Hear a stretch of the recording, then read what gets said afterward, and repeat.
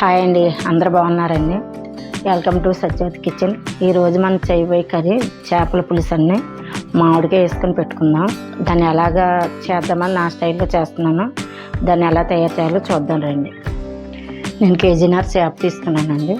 1 spoon కారం, 1 spoon 1/2 spoon పసుపు, కొంచెం ఉప్పు వేసుకుని ముందు ఒక అరగంట సేపు కలిపి ఉంచుకున్నాను. నేను ఒక 100 గ్రాముల చింతపండు తీసుకున్నానండి. ఎందుకంటే కేజీన్నర చేప కదండి, కేజీకి 100 గ్రాముల చింతపండు వేసుకోవాలి. అయితే నేను మామిడికాయ తీసుకుంటున్నాను కదా, 100 గ్రాములు వేసుకుంటున్నాను. నేను పెద్ద పాయలు 4 పాయలు తీసుకున్నానండి. ఉల్లిపాయలు, ఆనియన్స్కి నేను 10 పచ్చిమిరకాయలు తీసుకున్నాను. మామిడికాయ 1 తీసుకున్నాను. 2 టమాటాలు, కొత్తిమీర, కరివేపాకు, 1 టమాటా అండి. కొన్ని ఆనియన్స్ వేసుకుని కచ్చపచ్చగా మిక్సీలో పట్టుకున్నానండి. ఆయిల్ వేసుకున్నానండి. నేను ఒక 150 గ్రాముల ఆయిల్ వేసుకున్నానండి. అంటే కొంచెం చేపల కూరలకు ఆయిల్ ఎక్కువ పడుతుంది.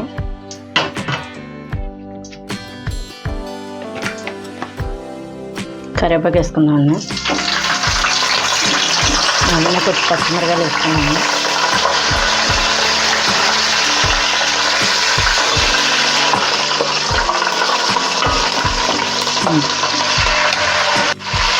ఒక 1/2 స్పూన్ మెంతులు వేసుకుంటున్నానండి.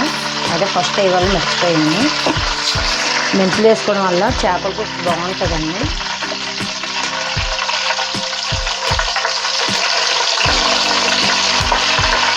దోరగా వేగితే సరిపోతుంది, మాడకూడదు. ఇది చిట్టే పెట్టేస్తారు కూర.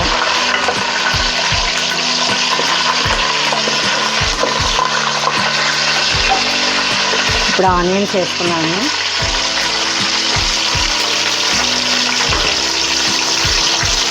నేను టమాటా కూడా వేసుకుంటున్నానండి. ఇంత ఆటలతో పళ్ళంగా బాగా మగ్గుతుందని.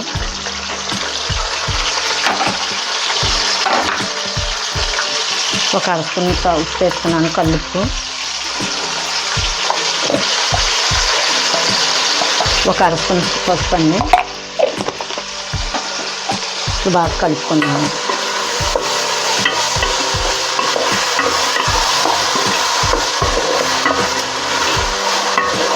ఇలా కలుపుకున్నాం కదండి, మూత పెట్టుకున్నాం. ఇప్పుడు మూత పెట్టుకుందామండి. మూత తీసుకున్నాను. ఇందాక కొంచెం మిక్సీ కింద పెట్టుకున్నాం కదండి, 1 టమాటా, కొన్ని ఆనియన్స్ అవి వేసుకున్నాము. ఇప్పుడు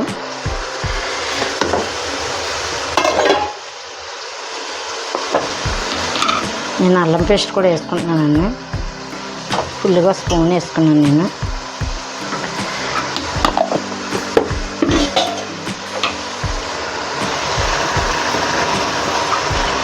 ఇప్పుడు కలుపుకుందామని బాగా. ఇంకా అల్లం పేస్ట్ కూడా బాగా మగ్గుతుందండి ఇందులో వేసుకుని కలుపుకుంటే.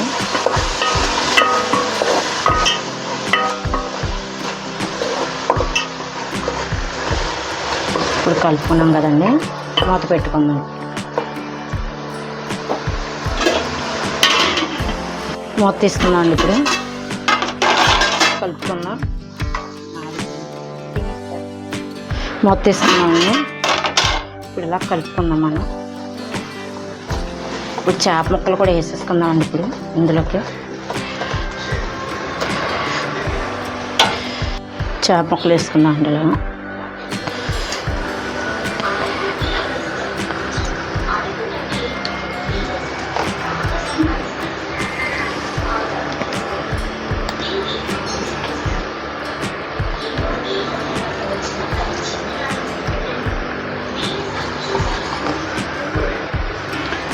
ఇలా మనం వేసుకున్నాం అనుకోండి, ఎలా పడితే అలాగే వేసేస్తే ముక్క విడిపోద్ది.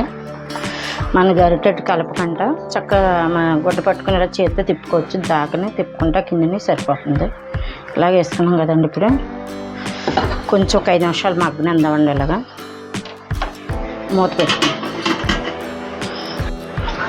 మూత తీసుకుందామండి. ఇప్పుడు ఇందాక వేసాం, ఇలా కలుపుకోవాలండి. అంటే ముక్క విడిపోకుండా ఉంటుంది. మనం ఎలాగ వేస్తాం అలాగే ఉంటుంది ముక్క. ఇలా కలుపుకున్నాక మనం పులుసు వేస్తాం.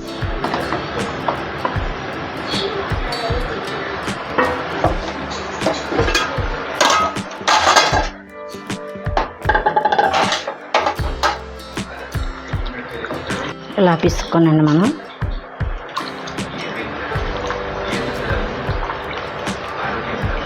ఇలా చింతపండు పులుసు వేసుకుందామండి. మళ్ళీ వేసుకున్నాక ఒకసారి మళ్ళీ కదుపుకోవాలి.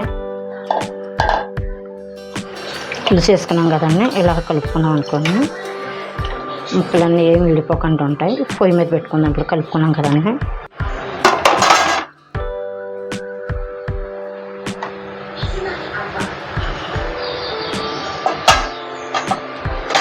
మూత పెట్టుకుందామండి. ఇలాగా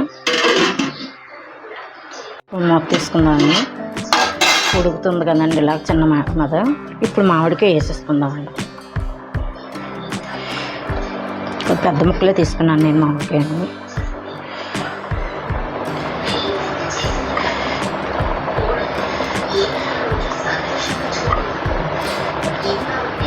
దీని మీద కొంచెం కొత్తిమీర చిమ్ముకుందామండి. ఇలా ఎంచేతండి ఉడుకుతుంది. దీంట్లోనూ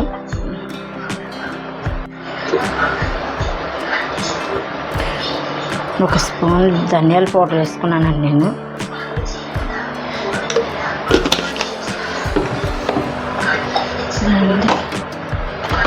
ధనియాల పౌడర్ మామిడికాయలు వేసాం కదండి, ఒక్కసారి ఇలా తిప్పుకొని ఇలా పొయ్యి మీద పెట్టేసుకుందాం. ఇప్పుడు అది ఉడుకుతుందండి చిన్న మంట మీద.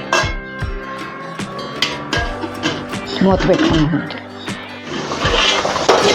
చూసారండి ఎలా ఉడుకుతుందో.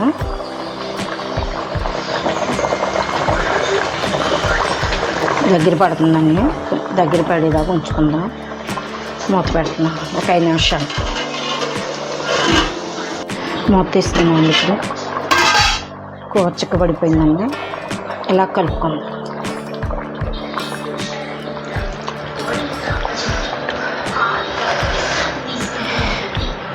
కూర అయిపోయిందండి.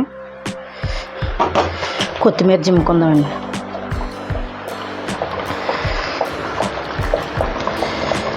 మీరు కూడా ఒకసారి ట్రై చేసి చూడండి, చాలా బాగుంటుందండి కర్రీ ఇది. వేరేగా మళ్ళీ వేరొక విధానంలో వండుతాను చేపల కూర మళ్ళీను. అది నెక్స్ట్లో వీడియోలో చూసుకుందాము.